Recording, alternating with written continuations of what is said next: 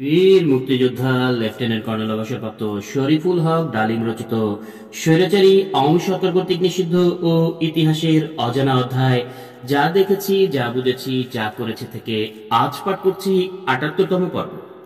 অষ্টম অধ্যায়, আওয়ামী লীগের অভ্যন্তরীণ কোন্দল ও প্রেসিডেন্ট ইয়াহিয়া খানের সাধারণ ক্ষমা ঘোষণা। জনাব তাজউদ্দিনকে প্রধানমন্ত্রী হিসেবে গ্রহণ করতে পারছিল না অনেকেই। কলকাতায় মন্ত্রণালয় এবং সচিবালয় সাজিয়ে বসল প্রবাসী সরকার। প্রবাসী সরকার এবং রণাঙ্গনের সব পর্যায়ে খবরদারি এবং নজরদারির জন্য ভারতীয় এজেন্ট নিয়োগ।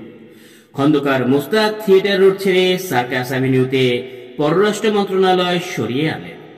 দৈবক্রমে প্রবাসী সরকারের প্রধান কার্যালয় দুটোই ছিল থিয়েটার রোডে এবং সার্কাস অ্যাভিনিউতে। অনেকের আচার আচরণ ও ভাবসাবে মনে হতো তারা যেন সত্যি থিয়েটার ও সার্কাসের ক্লায়েন্ট। প্রধানমন্ত্রী এবং পররাষ্ট্রমন্ত্রীর বিরোধ তীব্র আকার ধারণ করে।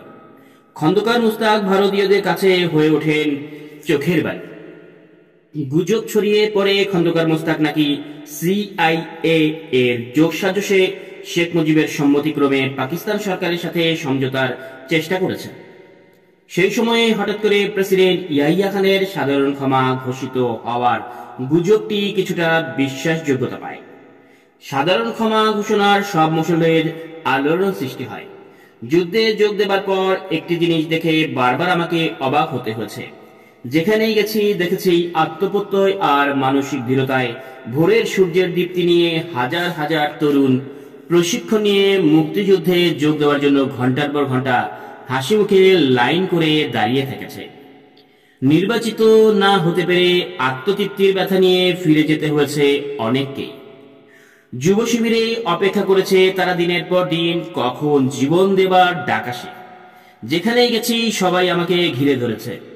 সবার মুখে একই প্রশ্ন, আর কতদিন অপেক্ষা করতে হবে মুক্তিযোদ্ধা হিসেবে প্রশিক্ষণ নিয়ে যুদ্ধে যেতে? কি সেই তাদের আকুতি? জীবন দেওয়ার জন্য সবাই তৈরি। নিজেদের মাঝে তীব্র প্রতিদ্বন্দ্বিতা, কে কার আগে যুদ্ধে যেতে পারে।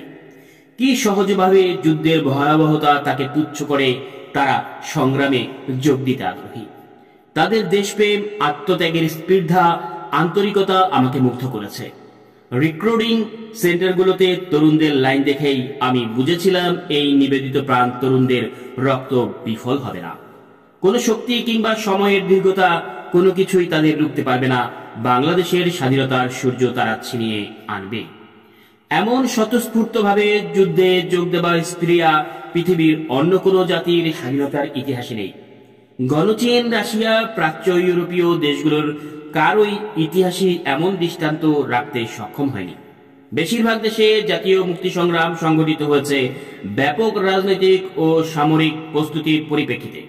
কিন্তু বাংলার তরুণরা কোনো পূর্ব প্রস্তুতি ছাড়া যেভাবে স্বতঃস্ফূর্তভাবে স্বাধীনতা সংগ্রামে ঝাঁপিয়ে পড়েছে এবং যুদ্ধক্ষেত্রে শৌর্য ও আত্মত্যাগের অতুলনীয় নিদর্শন রেখেছে, তা দৃষ্টান্ত পৃথিবীর যে কোনো মুক্তিযুদ্ধের ইতিহাসেই বিরল।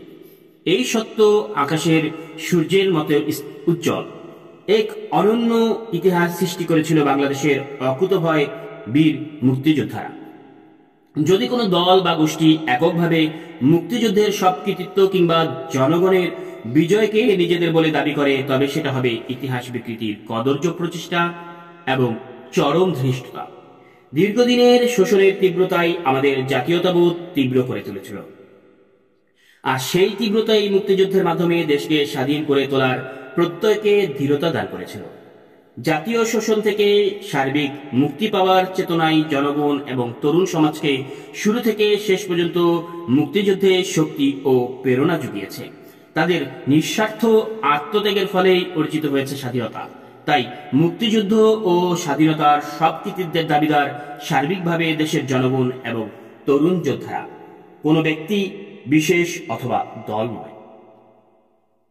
জিওরেলিয়া adviser to the sector commander হিসেবে গেরিলাদের রিক্রুটিং, ট্রেনিং থেকে সব দায়িত্বই আমাকে তুলে নিতে হয়েছিল নিজ হাতে।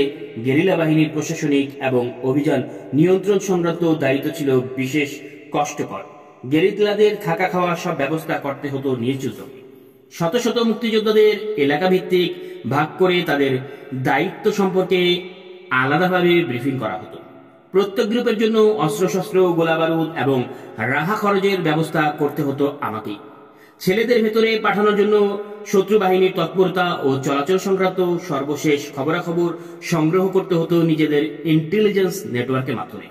পাক সেনারা এবং টহলদার বাহিনী সর্বদা জায়গা পরিবর্তন করত, তাই আমাদেরকেও সর্বশেষ পরিস্থিতি সম্পর্কে যতটুকু সম্ভব খবরাদি সংগ্রহের প্রচেষ্টা জারি রাখতে হতো সর্বক্ষণ। ইন্ডাকশনের জন্য আমরা গাইডের বন্দোবস্ত করতাম। এদের বেশিরভাগই ছিল পূর্বতন স্মাগলার। বর্ডার এলাকায় চোরা পাথরগুলো থাকতো তাদের নখদর্পণে। তারা নিরাপদ রাস্তায় গেরিলাদের পূর্ব নির্ধারিত ঘাঁটিতে পৌঁছে দেবার দায়িত্ব পালন করত। ঘাঁটি থেকে ঘাঁটিতে নতুন আগন্তুকের আগমন বার্তা আগে থেকেই দেওয়া থাকত। সেখানে তাদের খাদ্য ও থাকার ব্যবস্থাও আগে থেকেই করা হতো। তারপর থেকে গেরিলারা তাদের স্থায়ী ব্যবস্থায় যার যার দায়িত্ব পালন করত। প্রত্যেক গ্রুপের সদস্যদের নাম, ঠিকানা, তাদের পরিকল্পনা, চলাফেরার উপর নজর রাখা, ঘাঁটি, অস্ত্রশস্ত্র, গোলাবারুদের হিসাব, ধ্বংসপ্রাপ্ত টার্গেট, কাপড় চোপড়, রেশন, অন্যান্য সরঞ্জাম এবং সব খরচের হিসাব রাখার দায়িত্ব ছিল টিম লিডারের। নিয়মিত রিপোর্ট করে তাকে পাঠানো হতো হেডকোয়ার্টার্সে। দেশের ভেতর অপারেশনরত প্রতিটি গ্রুপের সাথে আমাদের যোগাযোগ রাখতে হতো। তাদের উপর নিয়ন্ত্রণ রক্ষা করা এবং নির্ধারিত দায়িত্ব পালন নিশ্চিত করার ব্যাপারেও কমান্ডারদের তৎপর থাকতে হতো। গেরিলা গ্রুপগুলো তাদের কর্মকাণ্ড এবং শত্রুপক্ষের গোপন ও প্রয়োজনীয় সব তথ্যাদি নিয়মিতভাবে আমাদের কাছে পাঠাতো কুরিয়ারের মাধ্যমে। অনেক সময় প্রয়োজনে এ ব্যাপারে সাংকেতিক রেকর্ডও ব্যবহার করা হতো। অবস্থা এবং টার্গেটের গুরুত্ব বুঝে গেরিলা গ্রুপদের সাথে ওয়্যারলেস সেটের মাধ্যমেও যোগাযোগ, খবরাখবর সংগ্রহের ব্যবস্থা করা হতো। তবে সে সুযোগ ছিল খুবই সীমিত। খবরাখবর সংগ্রহের বিরাট নেটওয়ার্ক গড়ে তুলতে হয়েছিল আমাদের প্রত্যেক কমান্ডারকে। এ ব্যাপারে অনেক রাজাকার পিস কমিটির চেয়ারম্যান আমাদের সাহায্য করেছে।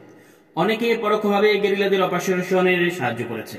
তাদের খাওয়া দাওয়া ও টাকা পয়সা দিয়ে সাহায্য করেছে, এমন নজিরও অনেক রয়েছে।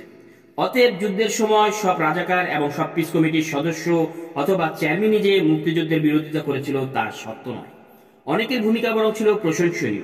এভাবেই আমাদের আবর্তনমূলক কাজ চলত দিনের পর দিন। চতুর্দিকে সবকিছু 24 ঘন্টা চালু রাখা ছিল আমাদের দুরূহ দায়িত্ব। এর কোনো একটা দিক অবহেলা হলেই ছিল বিপদের সমূহ সম্ভাবনা। যুদ্ধ পরিচালনার জন্য প্রয়োজনীয় অস্ত্রশস্ত্র, গোলাবারুদ, রসদ সামগ্রীর বন্দোবস্ত করার ওয়াদা প্রবাসী সরকার বারবার করে ব্যর্থ হলেও ফ্রন্টলাইনার কমান্ডারদের উপর সর্বদাই তাদের কাছ থেকে নির্দেশ আসতে থাকে যুদ্ধ আরো জোরদার করার জন্য। উপরওয়ালাদের সাহায্যের আশায় নিষ্ক্রিয় হয়ে না থেকে মুক্তিযোদ্ধারা কিন্তু অনবরত আঘাত হেনে শত্রুপক্ষকে ঘায়েল করেছিল। তাদের হাতে বিপুল সংখ্যক শত্রু নিহত কিংবা আহত হয়েছিল প্রতিদিন।